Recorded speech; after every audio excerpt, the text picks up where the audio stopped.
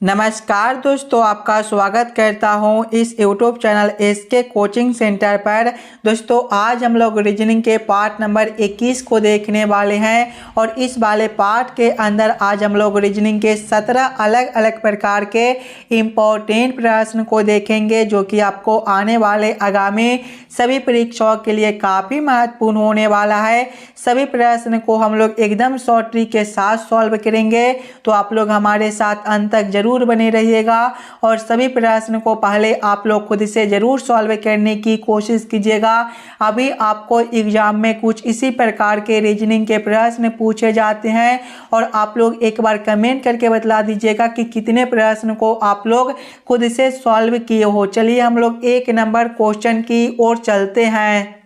दोस्तों ये रहा क्वेश्चन नंबर 1। क्वेश्चन नंबर 1 आपको कह रहा है नीचे दिए गए प्रश्न में संबंधित संख्या को चुनिए। संबंधित संख्या चुनने के लिए बोला जा रहा है जिस प्रकार से 123 का संबंधित 36 के साथ है, उसी प्रकार से आप लोगों से पूछा जा रहा है 221 का संबंध कौन सा संख्या के साथ होगा जो इस वाले क्वेश्चन मार्क पर भरे जाएंगे। नंबर एनालॉजी रीजनिंग का प्रश्न है और इस प्रकार के प्रश्न आपको सभी एग्जाम में देखने को मिलेंगे। तो पहले आप लोग वीडियो को रोककर खुद से जरूर सॉल्व करने की कोशिश कीजिएगा। पहले आप लोग ये समझने की कोशिश कीजिएगा 123 से हम लोग 36 किस प्रकार से ला सकते हैं। अगर दोस्तों आप लोग ध्यान से देखिएगा 123 को, तो 123 जो है वो आपका 1, 2 और 3 से मिलकर बनता है। अगर 123 के सभी संख्या को आपस में जोड़ ले तो 1 + 2 करेंगे तो 3 और 3 + 3 आपका 6 होता है और 6 का ये स्क्वायर आपका 36 बनता है। यहाँ पर 36 आपका लिखा हुआ है। उसी प्रकार से आगे संख्या 221 दिया गया है। 221 आपका 2, 2, 1 से मिलकर बनता है। इसके भी सभी संख्या को आपस में जोड़ेंगे तो 2 + 2 आपका 4 बनेगा, 4 + 1 आपका 5 हो जाएगा और 5 का स्क्वायर आपका कितना होता है तो 25 होता है। 25 आपका ऑप्शन नंबर डी में दिया गया है जो कि आपका सही उत्तर हो जाएगा। इस वाले क्वेश्चन मार्क पर आपका 25 भरा जाएगा। चलिए अगले प्रश्न की ओर हम लोग चलेंगे, क्वेश्चन नंबर 2 की ओर। ये रहा क्वेश्चन नंबर 2। क्वेश्चन नंबर 2 आपको कह रहा है नीचे दिए गए प्रश्न में संबंधित शब्द को चुनिए। इस बार आपको संबंधित शब्द चुनने के लिए बोला जा रहा है जिस प्रकार से जर्मनी का संबंध मार्क के साथ है, उसी प्रकार से आप लोगों से पूछा जा रहा है मोरक्को का संबंध कौन सा शब्द के साथ होगा जो इस वाले क्वेश्चन मार्क पर भरे जाएंगे। ये भी प्रश्न आपके लिए इम्पोर्टेंट प्रश्न है, ये भी आपका एनालॉजी का प्रश्न है और जब भी आपको इस प्रकार के एनालॉजी के प्रश्न देखने को मिले तो पहले आप लोग ये समझने की कोशिश कीजिएगा जर्मनी से आपका मार्क किस प्रकार से लिखा हुआ है, ये दोनों शब्द आपस में किस प्रकार से संबंधित है। उसी प्रकार से आप लोग सोचिएगा मोरक्को से आपका कौन सा शब्द बनेगा जो इस वाले क्वेश्चन मार्क पर भरे जाएंगे। अगर आप लोग ध्यान से देखिएगा तो जर्मनी का जो मुद्रा होता है वो मार्क होता है, उसी प्रकार से मोरक्को का जो मुद्रा होता है वो आपका दिरहम होता है। दिरहम आपका कौन सा ऑप्शन में दिया गया है तो दिरहम जो है वो आपका ऑप्शन नंबर सी में दिया गया है जो कि आपका सही उत्तर बनता है। चलिए अगले प्रश्न की ओर हम लोग चलेंगे, क्वेश्चन नंबर 3 की ओर। ये रहा क्वेश्चन नंबर 3। क्वेश्चन नंबर 3 आपको कह रहा है नीचे दिए गए प्रश्न में लुप्त संख्या ज्ञात करें। ये जो प्रश्न है ये आपका मिसिंग नंबर से रिलेटेड प्रश्न है।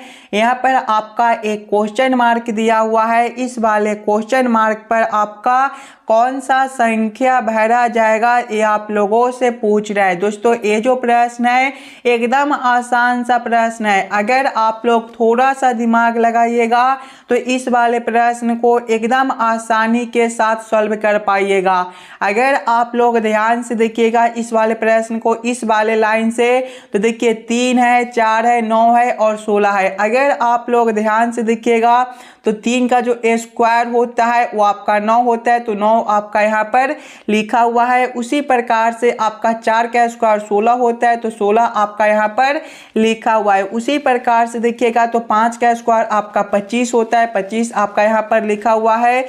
6 का जो स्क्वायर होता है वो आपका 36 होता है, 36 आपका यहाँ पर लिखा हुआ है। उसी प्रकार से देखिएगा तो 8 का स्क्वायर जो है वो आपका 64 होता है, तो 64 आपका यहाँ पर लिखा हुआ है। उसी प्रकार से यहाँ पर जो है वो आपका 7 का स्क्वायर भरा जाएगा, 7 का स्क्वायर आपका 49 बनता है। 49 ऑप्शन नंबर सी में दिया गया है, जो कि आपका सही उत्तर बनता है। चलिए अगले प्रश्न की ओर हम लोग चलेंगे, क्वेश्चन नंबर 4 की ओर। ये रहा क्वेश्चन नंबर 4। क्वेश्चन नंबर 4 आपको कह रहा है लुप्त अक्षर ज्ञात करें। ये जो प्रश्न है ये भी आपके लिए इम्पोर्टेंट प्रश्न है। इस बार आपको लुप्त अक्षर निकालने के लिए बोला जा रहा है। यहाँ पर आपका एक क्वेश्चन मार्क दिया हुआ है।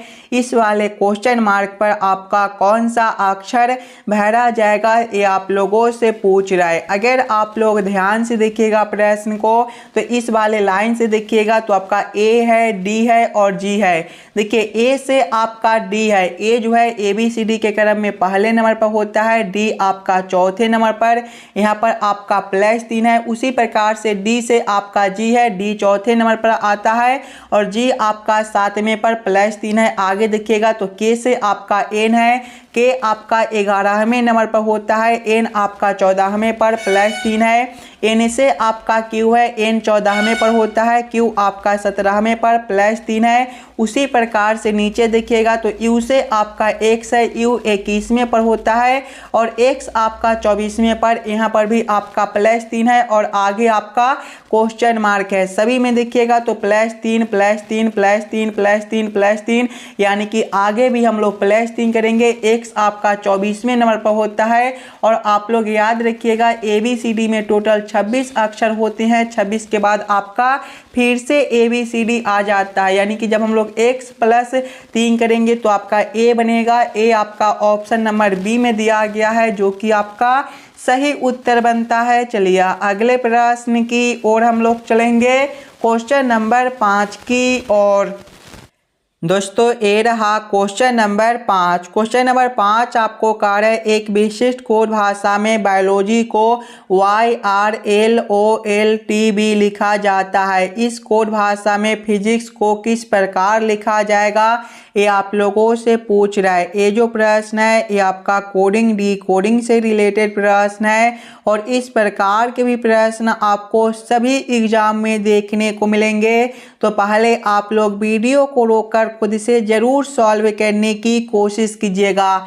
एकदम आसान सा प्रश्न है। सबसे पहले आप लोग ये समझने की कोशिश कीजिएगा बायोलॉजी से आपका ये कोड किस प्रकार से लिखा हुआ है, उसी प्रकार से आप लोग सोचिएगा फिजिक्स से आपका क्या कोड बनेगा। अगर आप लोग ध्यान से देखिएगा बायोलॉजी को तो बायोलॉजी जो है वो आपका BIOLOGY से मिलकर बनता है और इसका कोड को देखिएगा तो इसका कोड जो है वो आपका YRLOLTB दिया गया है। अगर आप लोग ध्यान से देखिएगा दोस्तों सिंगल अक्षर को तो देखिए B से आपका Y है, B का जो विपरीत अक्षर होता है वो आपका Y होता है। या फिर आप लोग ऐसे भी सोच सकते हो B जो है ABCD के सीधे क्रम में दूसरे नंबर पर होता है और Y जो है ABCD के उल्टे क्रम में दूसरे नंबर पर होता है। इसी को हम लोग विपरीत अक्षर बोलते हैं। आगे देखिएगा तो I से आपका R है, विपरीत अक्षर है, O से आपका L है, विपरीत अक्षर है, L से आपका O है, विपरीत अक्षर है, O से आपका L है, विपरीत अक्षर है, G से आपका T है, विपरीत अक्षर है, Y से आपका B है, विपरीत अक्षर है। वही सेम हम लोग फिजिक्स के साथ करेंगे। फिजिक्स जो है वो आपका PHYSICS से मिलकर बनता है। इसके भी सभी अक्षर को हम लोग विपरीत अक्षर लिखेंगे। तो देखिए P का विपरीत अक्षर आपका क्या होता है, K होता है। आप लोग याद कर लीजिएगा। अगर आपको विपरीत अक्षर याद ना हो तो आप लोग ट्रिक से भी निकाल सकते हो। जैसे कि P जो है ABCD के सीधे क्रम में 16वें नंबर पर होता है, तो 16 में हम लोग कितना जोड़ेंगे ताकि हमारा 27 बन जाए, तो 16 + 11 करने पर जो है वो आपका 27 होता है। होता है, दो विपरीत अक्षर का जो योग होता है वो 27 होता है, यानी कि 16 का जो विपरीत अक्षर है वो आपका 11 नंबर वाला हो जाएगा। 11वें नंबर पर कौन होता है, तो आपका के होता है। आप लोग इस प्रकार से भी विपरीत अक्षर निकाल सकते हो। आगे देखिएगा एच है, एच का विपरीत अक्षर आपका एस होता है। वाई है, वाई का विपरीत अक्षर आपका बी होता है। आगे एस है, एस का आपका जो है वो एच होता है। आगे देखिएगा आई है, आई का आपका आर होता है। सी है, सी का आपका एक्स होता है। एस है, एस का आपका एच होता है। कौन सा ऑप्शन में आपका K S B H R X H दिया गया। अगर आप लोग ध्यान से देखिएगा तो ऑप्शन नंबर बी में आपका K S B H R X H दिया गया है, यानी कि क्वेश्चन नंबर 5 का आपका ऑप्शन नंबर बी जो है सही उत्तर बनता है। चलिए अगले प्रश्न की ओर हम लोग चलेंगे, क्वेश्चन नंबर 6 की ओर। ये रहा क्वेश्चन नंबर 6। क्वेश्चन नंबर 6 जो है ये आपका वेन आरेख वेन डायग्राम से रिलेटेड प्रश्न है। दिल्ली, श्रीलंका और एशिया का किस प्रकार से वेन आरेख वेन डायग्राम बनेगा, ये आप लोगों से पूछ रहा है। अगर आप लोग ध्यान से देखिएगा दोस्तों तो एशिया के अंदर जो है वो आपका श्रीलंका और दिल्ली दोनों आता है, यानी कि सबसे पहले हम लोग एशिया के लिए एक गोला बना लेंगे और एशिया के अंदर आपका श्रीलंका और दिल्ली दोनों आ जाएगा, लेकिन श्रीलंका आपका अलग है और दिल्ली आपका अलग है, यानी कि दोनों को हम लोग एशिया के अंदर रखेंगे लेकिन अलग अलग कर देंगे। इस प्रकार का वेन आरेख Venn diagram option number B में दिया गया है, जो कि आपका सही उत्तर बनता है। चलिए अगले प्रश्न की ओर हम लोग चलेंगे, क्वेश्चन नंबर 7 की ओर। ये रहा क्वेश्चन नंबर 7। क्वेश्चन नंबर 7 आपको कार्य है गोपी पूरब की ओर अभिमुख होकर 4 किलोमीटर सीधा चलता है, फिर बाई ओर मुड़कर और 3 किलोमीटर पैदल जाता है तथा पुनः बाई ओर मुड़ता है और 4 किलोमीटर चलता है।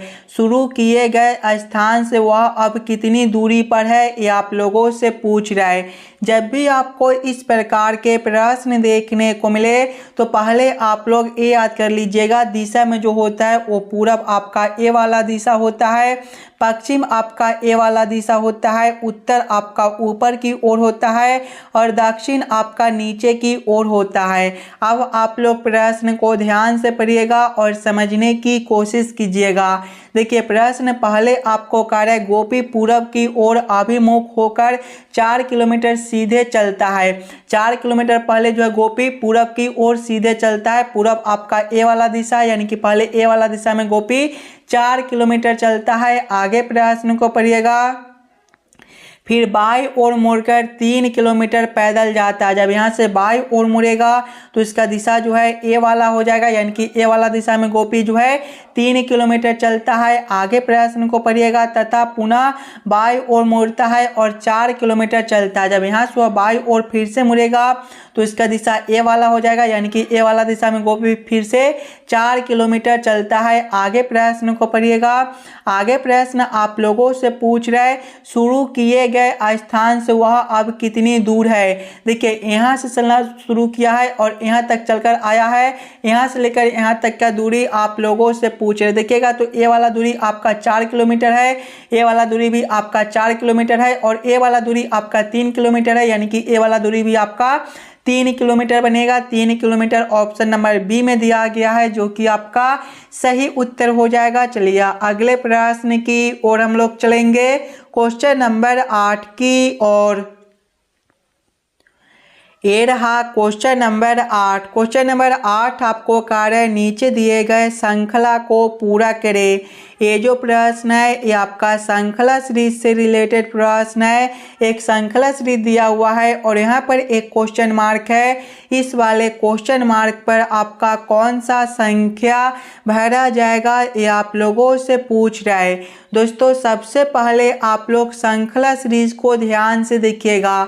श्रृंखला सीरीज को देखिएगा तो देखिए 41 है, 37 है, 31 है, 29 है, 23 है, 19 है और क्वेश्चन मार्क है। पहले तो आप लोग वीडियो को रोककर जरूर खुद से सॉल्व करने की कोशिश कीजिएगा। अगर सबसे पहले हम लोग इस वाले श्रृंखला को 41 के बाद एक संख्या छोड़कर देखते हैं तो आपका 31 है। यहाँ पर आपका -10 कर दिया गया है। आगे देखिएगा तो 31 से एक संख्या छोड़कर आपका 23 है। यहाँ पर जो है वो आपका -8 कर दिया गया है। उसी प्रकार से 23 से एक संख्या छोड़कर देखिएगा तो आपका क्वेश्चन मार्क है। देखिए -10 है, -8 है, यानी कि यहाँ पर जो है वो 2 कमा दिया गया है। 10 - 2 करने पर 8 बनता है। उसी प्रकार से 8 - 2 करने पर आपका 6 बनेगा, यानी कि अगला अंतर -6 का हो जाएगा। 23 - 6 जो है वो आपका 17 बनता है। 17 आपका ऑप्शन नंबर ए में दिया गया है, जो कि आपका सही उत्तर हो जाएगा। चलिए अगले प्रश्न की ओर हम लोग चलेंगे, क्वेश्चन नंबर 9 की ओर। ये रहा क्वेश्चन नंबर 9। क्वेश्चन नंबर 9 आपको कार्य यदि जोड़ का अर्थ गुना है, घटाव का अर्थ जोड़ है, गुना का अर्थ भाग है तथा भाग का अर्थ घटाव है तो निम्नलिखित में से कौन सा समीकरण सही है। यहाँ पर जो है वो आपके 4 समीकरण दिए गए हैं। ये चारों समीकरण में से कौन सा समीकरण सही बनेगा। जब हम लोग जोड़ के जगह पे गुना को रखेंगे, घटाव के जगह पे जोड़ को रखेंगे, गुना के जगह पे भाग को रखेंगे तथा भाग के जगह पे जब हम लोग घटाव को रखेंगे। अगर सबसे पहले आप लोग ध्यान से देखिएगा समीकरण सी को, तो यहाँ पर देखिए 12 घटाव 12 है और घटाव की जगह पे क्या रखना है, तो घटाव की जगह पे जोड़ को रखना है। तो अगर हम लोग यहाँ पर 12 प्लस करेंगे 12, तो आगे देखिएगा भाग का चिन्ह है। भाग के जगह पे किसको रखना है, तो घटाव को रखना है। तो यहाँ पर हम लोग घटाव करेंगे 6। उसके बाद आपका गुना है, गुना के जगह पे किसको रखना है, तो गुना के जगह पे भाग को रखना है। तो यहाँ पर हम लोग क्या करेंगे, भागा कर देंगे 6। उसके बाद आपका जोड़ है, जोड़ के जगह पे गुना को रखेंगे तो गुना करेंगे 3। जब इस वाले समीकरण को हम लोग हल करेंगे तो देखिएगा 12 + 12 जो है ये आपका 24 हो जाएगा। आगे देखिएगा माइनस करेंगे हम लोग 6/6 आपका 1 हो जाएगा, गुना करेंगे 3। यहाँ पर देखिएगा 24 माइनस करेंगे 3 तो आपका 21 बनता है। देखिएगा तो 21 आपका यहाँ पर दिया गया है, यानी कि क्वेश्चन नंबर 9 का जो है ऑप्शन नंबर सी आपका सही उत्तर हो जाएगा। चलिए अगले प्रश्न की ओर हम लोग चलेंगे, क्वेश्चन नंबर 10 की ओर। ये रहा क्वेश्चन नंबर 10। क्वेश्चन नंबर 10 आपको कार्य 5 व्यक्ति एक पंक्ति में खड़े हैं। जे एन के पीछे है किंतु पी के आगे है। एल और एम दोनों एन के आगे है, बीच में कौन खड़ा है, ये आप लोगों से पूछ रहा है। दोस्तों ये भी प्रश्न आपके लिए इम्पोर्टेंट प्रश्न है, तो पहले आप लोग प्रश्न को ध्यान से पढ़िएगा और समझने की कोशिश कीजिएगा। देखिए प्रश्न पहले आपको कार्य 5 व्यक्ति एक पंक्ति में खड़े हैं। जे एन के पीछे है, जे जो है वो एन के पीछे, यानी कि जे आपका इससे ऊपर है और एन के पीछे है, यानी कि एन का जो है वो स्थान जे से ऊपर है। आगे प्रश्न को पढ़िएगा, जे एन के पीछे है किंतु पी के आगे है। पी के आगे कौन है, तो पी के आगे आपका जे है, यानी कि पी जो है वो आपका इसके नीचे बनेगा। आगे प्रश्न को पढ़िएगा, एल और एम दोनों एन के आगे है। देखिएगा एल और एम दोनों कौन है, तो एन के आगे, यानी कि एन के आगे का कौन कौन हो जाएगा, एल और एम आपका ये दोनों यहाँ पर हो जाएगा। आगे प्रश्न को पढ़िएगा, बीच में कौन खड़ा है। देखिएगा बीच में आपका एन बनता है। एन आपका ऑप्शन नंबर डी में दिया गया है, जो कि आपका सही उत्तर हो जाएगा। चलिए अगले प्रश्न की ओर हम लोग चलेंगे, क्वेश्चन नंबर 11 की ओर। ये रहा क्वेश्चन नंबर 11। क्वेश्चन नंबर 11 आपको कार्य नीचे दिए गए प्रश्न आकृति को पूरा करें। यहाँ पर एक प्रश्न आकृति दिया हुआ है और यहाँ पर एक क्वेश्चन मार्क है। इस वाले क्वेश्चन मार्क पर आपका कौन सा आकृति भरा जाएगा, ये आप लोगों से पूछ रहा है। सबसे पहले आप लोग इस वाले प्रश्न आकृति को ध्यान से देखिएगा। अगर आप लोग ध्यान से देखिएगा तो देखिए पहले आपके इस प्रकार के जो है वो एक एक लाइन दिया गया है, उसके बाद देखिए इस लाइन का एक है, इस प्रकार के 2 लाइन है, अगले में आपका जो है वो 3 है। उसी प्रकार से देखिएगा तो सीधा सीधा लाइन जो है वो आपका अब 2-2 कर दिया गया है, और नीचे वाले में देखिएगा तो सीधा सीधा लाइन जो है वो आपका 3-3 कर दिया गया है, यानी कि यहाँ पर जो है वो आपके इस प्रकार के पहले 3 लाइन बनेंगे। उसके बाद देखिएगा तो यहाँ पर 1 लाइन है, 2 लाइन है, आगे आपका 3 लाइन है, 1 लाइन है, 2 लाइन है, यानी कि आगे जो आपका 3 लाइन बनेगा। इस प्रकार का उत्तर आकृति कौन सा ऑप्शन में दिया गया है? इस प्रकार का उत्तर आकृति ऑप्शन नंबर सी में दिया गया है, जो कि आपका सही उत्तर हो जाएगा। इस वाले क्वेश्चन मार्क पर जो है वो आपके इस प्रकार के आकृति भरे जाएंगे। चलिए अगले प्रश्न की ओर हम लोग चलेंगे, क्वेश्चन नंबर 12 की ओर। ये रहा क्वेश्चन नंबर 12। क्वेश्चन नंबर 12 आपको कार्य नीचे दिए गए प्रश्न आकृति में विषम आकृति को पहचान करें। यहाँ पर एक प्रश्न आकृति दिया गया है, 4 आकृति दिए गए हैं।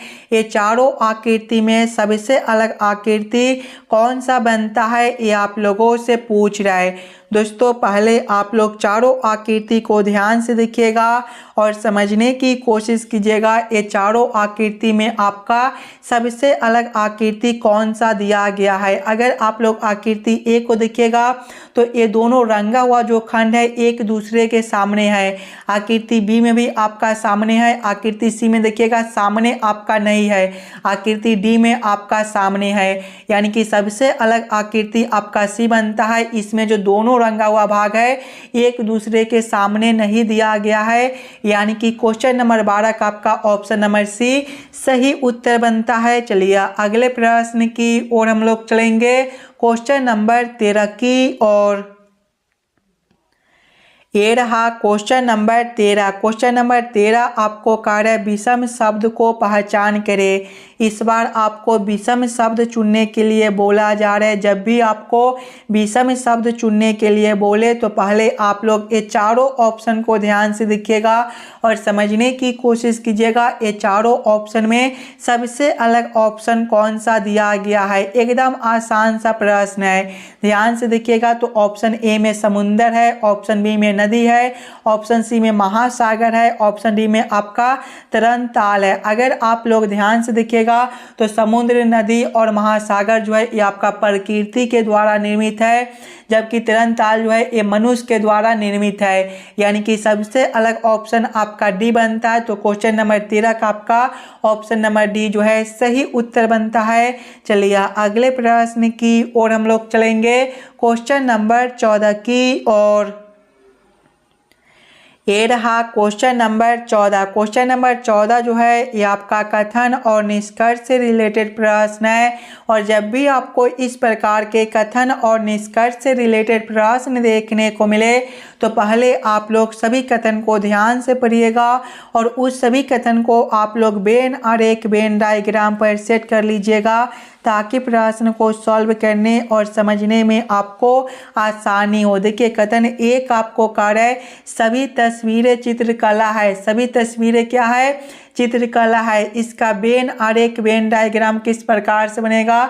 चित्रकला के अंदर जो है वो आपके तस्वीरें हो जाएंगे, यानी कि ये जो आरेख है आपका चित्रकला के लिए हो जाएगा और ये जो आरेख है ये आपका तस्वीरें के लिए हो जाएगा। आप लोग नाम भी लिख लीजिएगा। ये जो आरेख है ये आपका चित्रकला के लिए है, तो आप लोग यहाँ पर चित्रकला भी लिख लीजिएगा, ताकि प्रश्न को सॉल्व करने और समझने में आपको कोई दिक्कत ना हो। और ये जो आरेख है आपका तस्वीरें के लिए है, तो आप लोग यहाँ पर क्या कीजिएगा कि तस्वीरें भी लिख लीजिएगा, ताकि प्रश्न को सॉल्व करने और समझने में आपको कोई दिक्कत ना हो। आगे कथन को पढ़िएगा।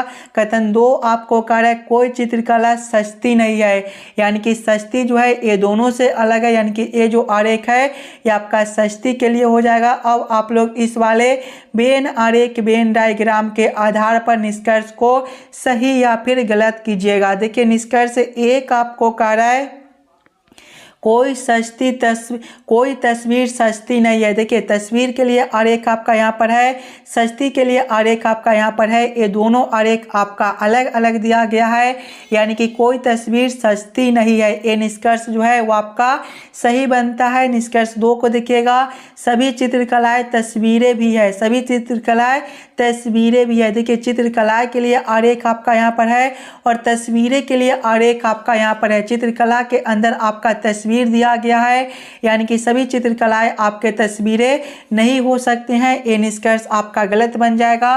केवल निष्कर्ष 1 आपका सही निकलता है। ऑप्शन नंबर सी में देखिएगा केवल एक निहित है, यानी कि क्वेश्चन नंबर 14 का आपका ऑप्शन नंबर सी सही उत्तर हो जाएगा। कोई तस्वीर सस्ती नहीं है, ये आपका सही बनता है। चलिए अगले प्रश्न की ओर हम लोग चलेंगे, क्वेश्चन नंबर 15 की ओर। ये रहा क्वेश्चन नंबर 15। क्वेश्चन नंबर 15 आपको कह रहे हैं नीचे दिए गए प्रश्न आकृति का सही दर्पण छवि चुनिए। यहाँ पर एक प्रश्न आकृति दिया गया है, कुछ इस प्रकार का आपका प्रश्न आकृति है और प्रश्न आप लोगों से पूछ रहा है इस वाले प्रश्न आकृति का किस प्रकार से दर्पण छवि बनेगा। अगर आप लोग ध्यान से देखिएगा दर्पण को तो कुछ इस प्रकार से दिया गया है और जब भी आपको इस प्रकार के दर्पण देखने को मिले तो प्रश्न आकृति जो है वो आपका बाएं से उलटकर दाएं में चला जाएगा और दाएं वाले आकृति आपके उलटकर बाएं में चले आएंगे। यानी कि जब हम लोग इस वाले प्रश्न आकृति को इस प्रकार से उलटेंगे तो ये जो आपका आकृति इस प्रकार से दिया गया है, ये आपके उलटने के बाद जो है वो आपके अब इस प्रकार से आपको दिखाई देंगे। देखिएगा इस प्रकार का उत्तर आकृति आपका कौन सा ऑप्शन में दिया गया है। इस प्रकार का जो उत्तर आकृति है वो आपका ऑप्शन नंबर देखिएगा तो सी में दिया गया है, जो कि आपका सही उत्तर बनता है। चलिए अगले प्रश्न की ओर हम लोग चलेंगे, क्वेश्चन नंबर 16 की ओर। ये रहा क्वेश्चन नंबर 16। क्वेश्चन नंबर 16 आपको कह रहा है दिए गए प्रश्न में संबंधित अक्षरों को चुनिए। दोस्तों इस बार आपको संबंधित अक्षर चुनने के लिए बोला जा रहा है।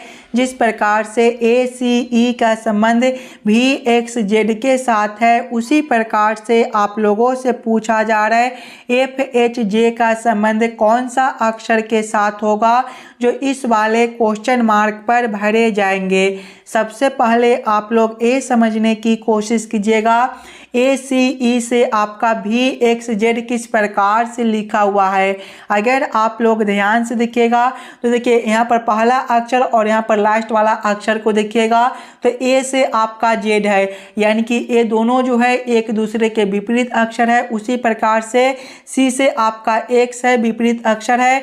E से आपका V है, विपरीत अक्षर है। वही सेम हम लोग आगे करेंगे। F का जो विपरीत अक्षर है वो आपका U होता है, U को हम लोग लास्ट में लिखेंगे।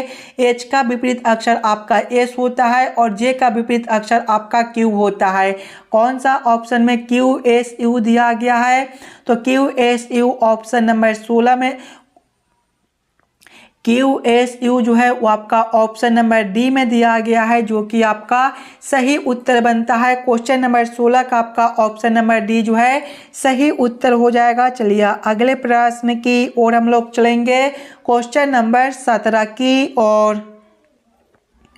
ये रहा क्वेश्चन नंबर 17 और दोस्तों ये जो प्रश्न है ये आपके होमवर्क के तौर पे छोड़े जाते हैं। एकदम आसान सा प्रश्न है तो इस वाले प्रश्न को आप लोग ज़रूर खुद से सॉल्व कीजिएगा और आप लोग ज़रूर कमेंट करके बताइएगा आज के 17 प्रश्न में से आप लोग कितने प्रश्न को सॉल्व किए हो। और आप लोग एक बार ये भी कमेंट करके बता दीजिएगा कि SSC GD 2025 के लिए आपको कितने बजे से रीजनिंग का लाइव क्लास चाहिए। आप लोग को जरूर लाइव क्लास कराया जाएगा रीजनिंग का, तो आप लोग जरूर कमेंट करके बता दीजिएगा टाइमिंग। चलिए हम लोग मिलते हैं आपसे अगले वीडियो में। धन्यवाद।